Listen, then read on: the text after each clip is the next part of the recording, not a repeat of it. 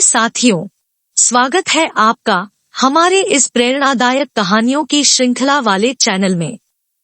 आइए शुरू करते हैं महर्षि वाल्मीकि की कहानी, जिसमें हम जानेंगे कि कैसे एक कुख्यात डाकू रत्नाकर महर्षि वाल्मीकि बन गया। आपको पता चलेगा कि महाग्रंथ रामायण के रचयिता महर्षि वाल्मीकि जो वास्तव में एक डाकू थे।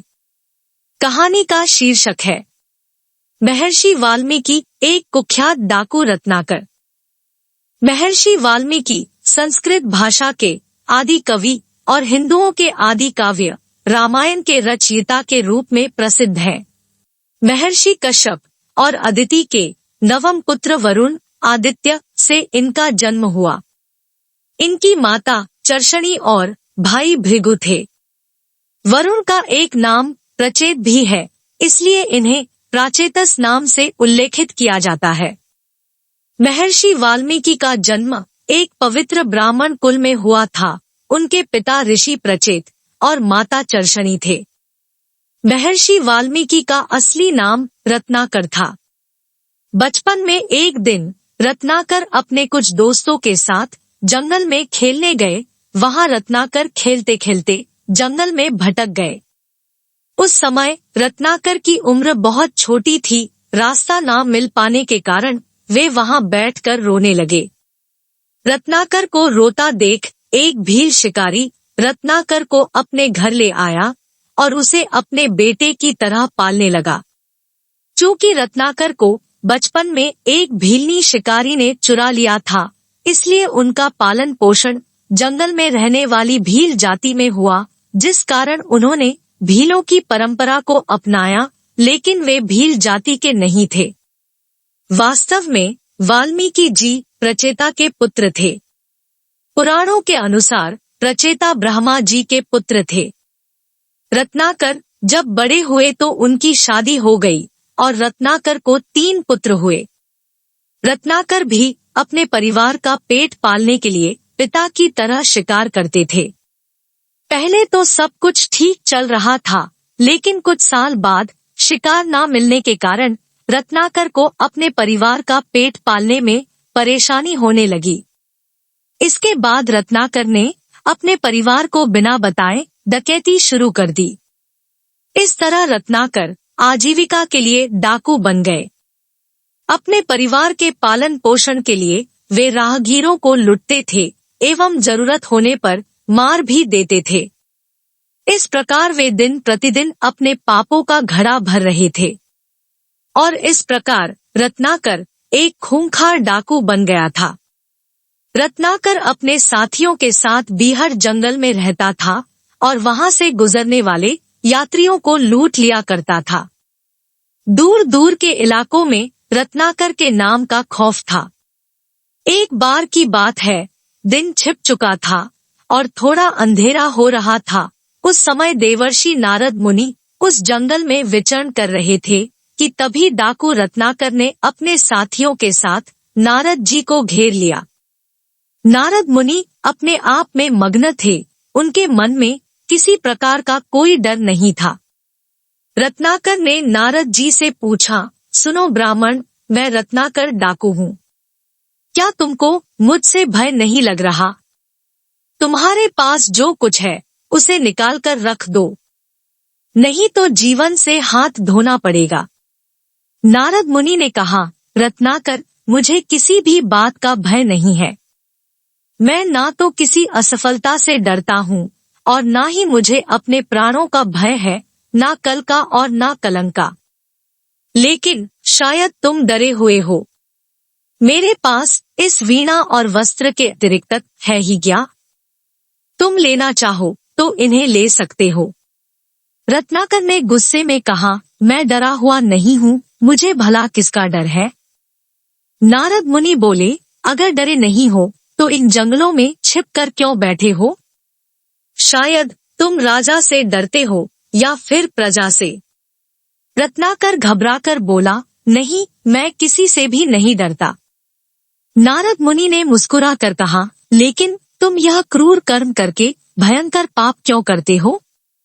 तुम पाप करते हो और तुम पाप से ही डरते हो, इसलिए तुम यहाँ छिप कर बैठे हो। लेकिन शायद तुमको नहीं पता कि इस पाप के केवल तुम ही भागीदार हो। इसका दंड तुमको अकेले भुगतना होगा, कोई भी तुम्हारा साथ नहीं देगा। रत्नाकर ने गुस्से में कहा, तुम मुझे उकसा रहे हो ब्राह्मण। देवर्षि की कोमल वाणी सुनकर रत्नाकर का कठोर हृदय कुछ द्रवित हुआ। मैं ये सब काम अपने परिवार का पेट पालने के लिए करता हूँ और मेरी पत्नी, मेरे बच्चे, मेरे पिता सभी इस काम में मेरे साथ है। नारद मुनि ने कहा, सुनो रत्नाकर, मुझे अपने प्राणों का भय नहीं है। तुम जाकर पहले अपने परिवार वालों से पूछ कर आओ कि वे तुम्हारे द्वारा केवल भरण पोषण के अधिकारी हैं या तुम्हारे पापकर्मों में भी हिस्सा बटाएंगे। तुम्हारे लौटने तक हम कहीं नहीं जाएंगे। यदि तुम्हें विश्वास न हो तो मुझे इस पेड़ से बांध दो। रत्नाकर को नारद मुनि की बात सही लगी और वह उनको पेड़ से बांधकर अपने घर की ओर चल दिया। घर जाकर उसने सबसे पहले अपनी पत्नी से पूछा कि मैं जो ये पाप करता हूँ, क्या तुम उस पाप में मेरे साथ हो? तो पत्नी ने उत्तर दिया कि स्वामी, आप इस परिवार के पालक हैं, ये तो आपका कर्तव्य है, इस पाप में मेरा कोई हिस्सा नहीं है। रत्नाकर बेचारा उदास सा होकर अपने पिता के पास पहुंचा और उनसे भी यही सवाल पूछा तो पिता ने कहा, बेटा ये तो तेरी कमाई है, इस पाप में हमारा कोई हिस्सा नहीं है। डाकू रत्नाकर के प्राण सूख गए। उसे ये सब सुनकर बहुत बड़ा धक्का लगा कि वह जिनके लिए ये पाप कर रहा है वो उसके पाप में भागीदार होने को तैयार नहीं है। इस तरह अपने कुटुंबियों की बात सुनकर रत्नाकर के हृदय में आघात लगा। उनके ज्ञान नेत्र खुल गए। रत्नाकर हताश होकर वापस जंगल में जाकर देवर्षि नारद मुनि के पास गया और बंधन खोले। रत्नाकर देवर्षि नारद मुनि के पाँव में गिर पड़ा और क्षमा मांगने लगा। नारद मुनि ने उसे उठाया, उन्हें धैर्य बंधाया और साथ ही सत्य का ज्ञान दिया। नारद मुनि ने कहा, सुनो रत्नाकर, इस धरती पर तुम जो भी कार्य करते हो, चाहे गलत या सही, सबका पाप और पुण्य तुमको ही मिलेगा। अपने सभी कुकृत्यों के लिए तुम ही जिम्मेदार हो। तुमने पुराने जीवन में जो कुछ पाप किए उसके जिम्मेदार भी तुम हो और आगे आने वाले जीवन में जो भी करोगे उसके भी जिम्मेदार अकेले तुम ही होंगे। नारद मुनि ने रत्नाकर को सत्य से परिचित कराया और उन्हें राम का नाम जपने का उपदेश भी दिया। किंतु पूर्वकृत भयंकर पापों के कारण रत्नाकर से राम नाम का उच्चारण नहीं हो पाता था। तदंतर देवर्षि नारद मुनि जी ने सोच समझकर रत्नाकर से मरा मरा का उच्चारण करते हुए मरामरा जपने के लिए कहा और यही रत्नाकर मरा मरा जपते हुए राम नाम का जाप करने लगा और आगे जाकर यही रत्नाकर महर्षि वाल्मीकि के नाम से प्रसिद्ध हुआ। रत्नाकर के पहले की क्रूरता अब प्राणी मात्र के प्रति दया में बदल गई। जब रत्नाकर को अपने पापों का आभास हुआ तब उन्होंने उस जीवन को त्याग कर नया पथ अपनाया, लेकिन इस नए पथ के बारे में उन्हें कोई ज्ञान नहीं था। देवर्षि नारद मुनि जी के दिए हुए राम नाम का मंत्र की कठिन साधना से उन्होंने ब्रह्मा देव को प्रसन्न किया, जिसके फलस्वरूप ब्रह्मदेव ने इन्हें ज्ञान दिया। एक बार महर्षि वाल्मीकि तपस्या के लिए तमसा नदी के तट पर गए। वहीं पास में क्रौच पक्षी का नर नारी का जोड़ा प्रेम में था। उसी वक्त एक शिकारी ने तीर मारकर नर पक्षी की हत्या कर दी। उस दृश्य को देख दयालु महर्षि वाल्मीकि के मुख से व्याध को मतलब शिकारी को शाप देते हुए इनके मुख से स्वतः ही श्लोक निकल पड़ा, जो इस प्रकार था। वह संस्कृत भाषा में लौकिक छंदों में प्रथम अनुष्टुप छंद का श्लोक था। उसी छंद के कारण वाल्मीकि आदि कवि हुए। मां निषाद प्रतिष्ठा त्वंगमा शाश्वतीह समाया यत्क्रौच मिथुनादेकम अवधीह कामोहितम। अर्थात जिस दुष्ट ने भी यह घृणित कार्य किया उसे जीवन में कभी सुख नहीं मिलेगा। उस दुष्ट ने प्रेम में लिप्त पक्षी का वध किया है। इसके बाद महाकवि ने रामायण की रचना की। महर्षि वाल्मीकि आदिकाल के सबसे उच्च ऋषि हैं। महर्षि वाल्मीकि संस्कृत के विद्वान कवि और दुनिया के सबसे बड़े और प्रसिद्ध ग्रंथ रामायण की रचना संस्कृत में की। वनवास के समय भगवान श्री राम ने स्वयं इन्हें दर्शन देकर कृतार्थ किया। सीता जी ने अपने वनवास के अंतिम काल इनके आश्रम पर व्यतीत किया। वहीं पर लव और कुश का जन्म हुआ। वाल्मीकि जी ने उन्हें रामायण का गान सिखाया।